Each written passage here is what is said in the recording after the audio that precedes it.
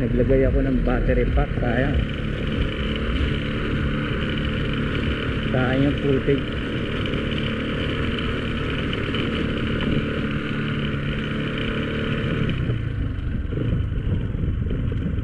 That's the auto.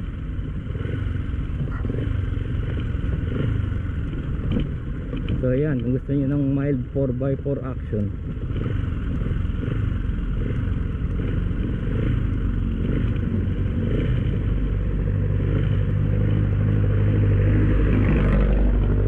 by the way, ang gulong ko dito may interior 130 parehas.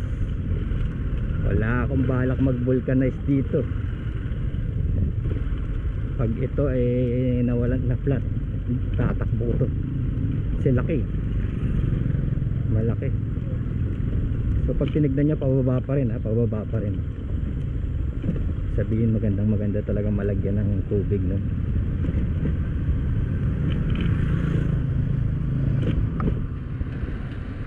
Kaya lang dahil sinabi kong ganun, maraming resort dito.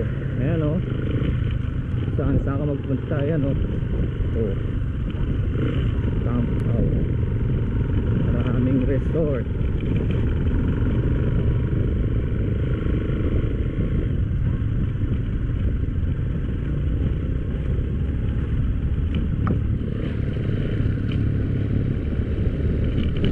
Saka meron dito mga for rent na ATV, gano'n. Saka magugulat kayo dito sa Palayan may mga dragon fruit wine, meron sila dyan.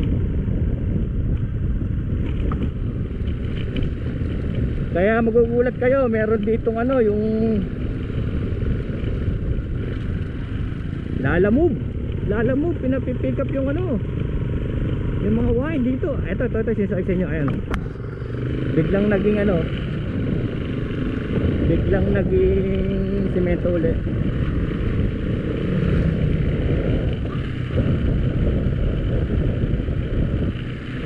Ayan na yung ilog. Ayan o, makita nyo, nasa kanan. Ayan siya. Ayan o. Ano nangyari dun?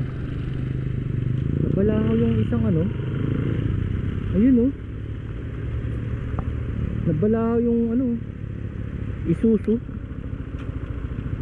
Di ba exciting pagka merong ganyang may ganyang tawag dito, may ambon.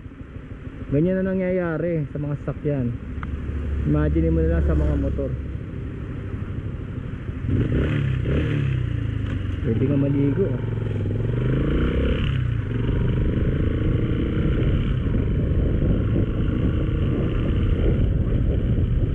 Deeper and deeper. Ayan o, Camp Hayatus. Diba? Camp Hayatus o. Diba nature o, ganda ng view. Wow. Tapos lahat kayo may access sa ilog. Lahat kayo makaka-access kayo sa ilog.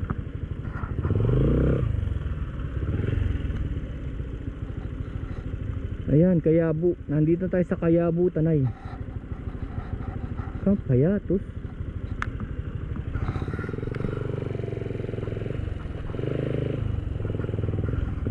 Sirao, Losolo, Paspayo. Tingnan natin. Ito pala, Kayabu, Tanay, the preserve.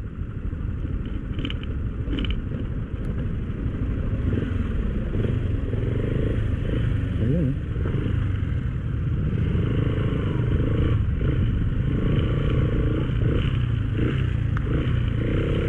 Wow, shit. Can't be. Uy, nakalusot oh.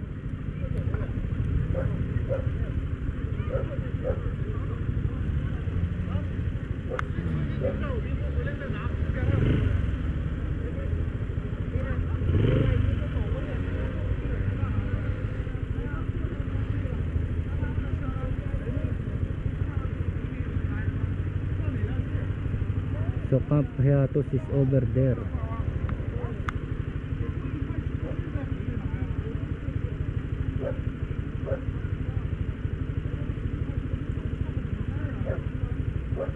Malayo po, dun po. Shit.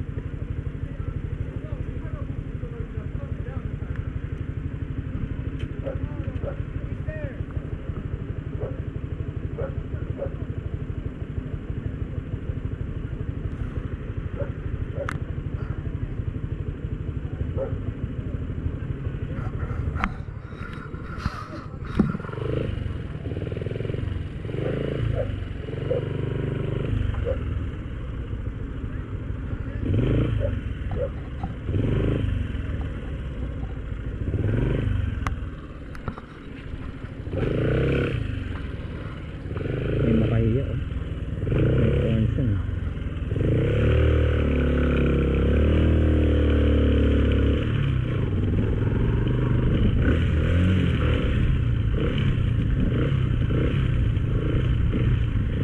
May tons.